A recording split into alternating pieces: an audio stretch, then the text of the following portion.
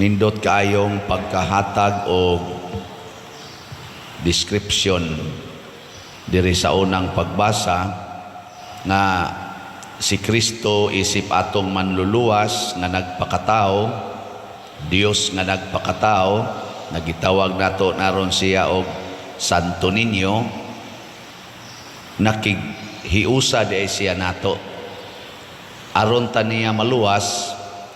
Iyang gihiusa ang iyang kaugalingon sa iyang mga luwasonon, mao nang miagi gid siya sa atong kinaiyang tawhanon, gimabdos, gianak, nahimong bata. Mao natong gidebosyonan ang pagka-Santo Niño. Ang pasabot ani nga wa niya bagi magic ang pagluwas nato. Unya sa pag-agi niya nato, giagian pud niya ang buhat sa tao para maluwas. Mura bitag kung sa kuan pa ni ako ning ihulagway, mura ni siya sakyanan o driver. Hinoona naman sa roy mga sakyanan, labi na mga high-tech nga mga sakyanan nga ang driver magkuan na lang para na mga eroplano igugubat, kuan na lang, computer na lang. Pero bisan pa mag-computer, muuban gyud ang driver sa iyang maniho nga sakyanan. Ug dili mo kuyog ang driver, asa man padong ang sakyanan. Kana bang biyaan ba mo ambak ang driver, igdagan sakyanan? Mabangga. So mao nay image para nako nga nindot sad natong ipamalandong sa Ginoo, mikuyog siya nato. Mo nang ang atong tema karon, ang simbahan is Synodal Church. Kuyog ta. Pareha ng barko ba? Ang kapitan nga maoy gatimon sa barko, kuyog tanan. Why mahibilin? Di man ka makakanaog. Mausad na mga bus. Sakay kag bus, kuyog yun mo sa driver. Muna ni kuyog si Kristo nato. Iyang giagian ang tanan natong giagian. Pero doon na siya'y gihatag nga panig-ingnan. Unsaon paggamit ang atong lawas, kining atong kinabuhi, dinis kalibutan. Unsaon siya paggamit aron padong Diyos kaluwasan. Unsa may unang iyang gigamitan, kinig yung number 1 kaayo, pagsangyaw sa Ebanghelyo. Sa dili pa unta ta mubuhat bisan unsa, naguna unta na nato ang pagsangyaw. Mananglitan, manglaba ang inahan. Unsa may naasi mong hunahuna igpanglaba nimo?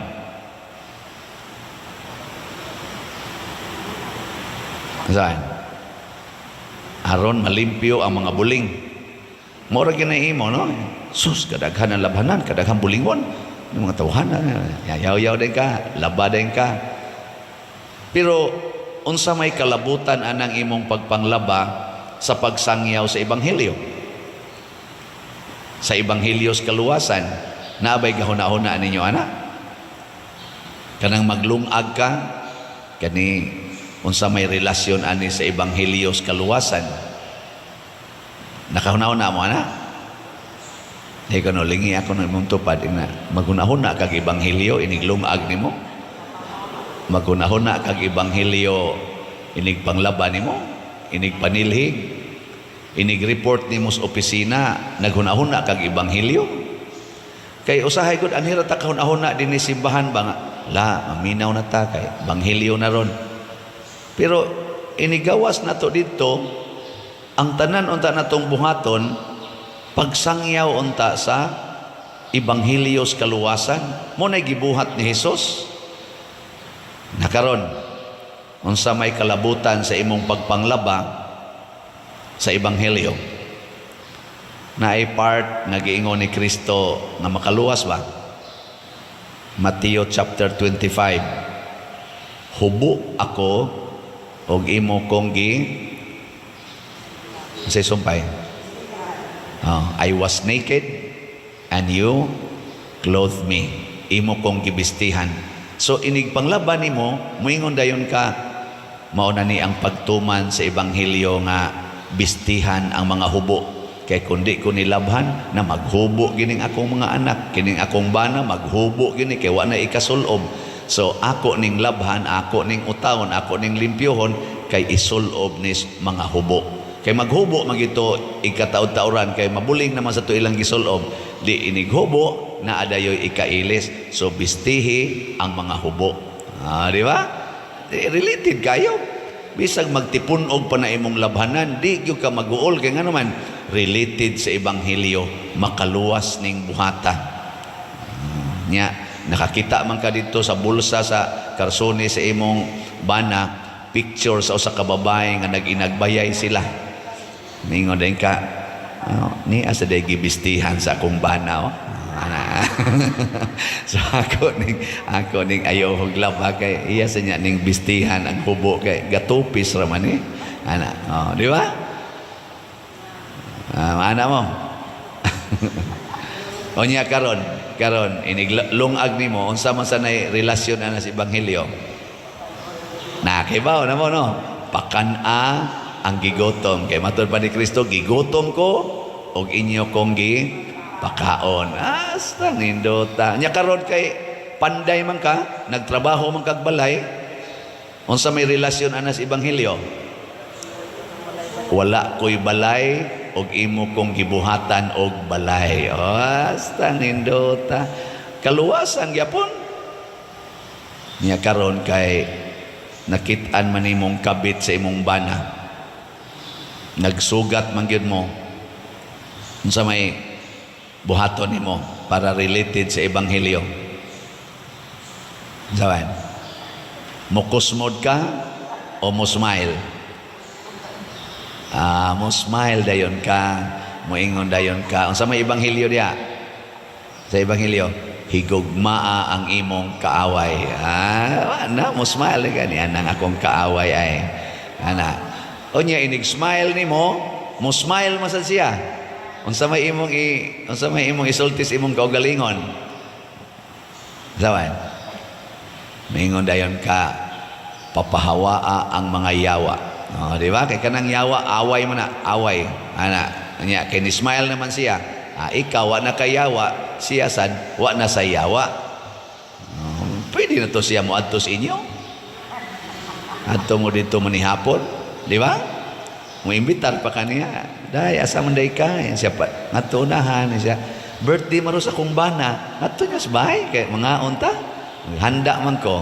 Di ba? Misala ka, nice, no? Sige, mo adto niya ako. Ni adto pagin mo tupad imong bana sa iyang kabit. Digin mo tupad ni mo. Yan, unsa may imong isulti ana. Unsa may relasyon ana sa ebanghelyo. Saban. Niingon Diyos Kristo dito sa langit. Wala na'y minyuay. Ang tanan managsuon. Ikakita ni mo imong bana, sige tupad-tupad dito siya. Mura man sad mignaas langit. Di ba? Wa na silusay. Kay wa na may minyuay dito sa langit. Yang langit, kaon man, banquet man. Mo na, imong bana, tupad dito, agbay-agbay, hungitan pa niya yan kabit. Nya ika mo itiglimpyo sa ilang kinanan, imong hugasan. No? Kaya nga naman, niingon man sad si Kristo sa ebanghelyo, mianhi ko aron pag-alagad dili sa pagpaalagad. Di ba? So kung makarelate sa ebanghelyo sa tanan natong gibuhat, dunay meaning na ay kaluwasan ug madasig ta pagbuhat ani ug di sad ta pulan nga magsigig buhat, di pagid ta magyaw-yaw kay nga naman related mas kaluwasan. Panalitan mopalit kag slat unsa may relasyon ana sa kaluwasan. Wa mo kibaw? Uy, tubagoy. Wa man sa tingin may palit-palit og slat. Unsa man niingon dayon si Kristo nga ang pagmahal ko sa akong templo. Unsa to? Nagsilaob diri kanako. Kato bang iyang gilimpyuhan ang templo sa Jerusalem ba? Ngayon siya to nagsilaob diri kanako ang akong pagmahal sa akong templo. Ang pasabot ana nahimo kang parihas ni Kristo nga ang imong zeal ba, ang imong kadasig sa pag-alagad sa imong simbahan nagsilaob. Nya kung nagsilaob ang imong kasing-kasing, mas punan sa Ginoo o grasya aron mas mo silaob pa. Kay matod pa ni Kristo sa Ebanghelyo, ang manghatag hatagan pa, og ang manghatag og daghan hatagan sad og mas daghan pa.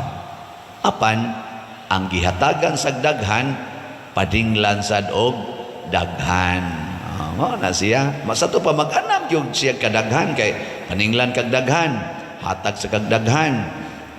Punan na sa Ginoo mas daghan pa, paninglan na sa kag mas daghan pa. Mao na ni ang gitawag nato og divine prosperity.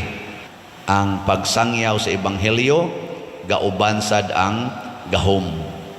Mao na si Kristo gitawag diri porting daghanas iyang gahom. Ang yawa nangawagtang tanan, ang mga masakiton nangaayo tanan. Mao na siya ang gahom nga nag-uban sa magsasangyaw sa Ebanghelyo. Mao na si Kristo wa mohunong sa pagsangyaw, wa sad siya mohunong sa usa ka lugar, kay ang misyon sa pagsangyaw sa Ebanghelyo para gyud sa tanan.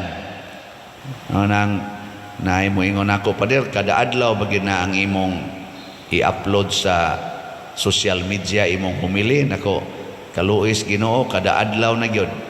Nya ingon siya nganong inana man na Domingo lang tato ana nako ayaw kay haron mo abot gyud asa kutob ning atong pagsangyaw.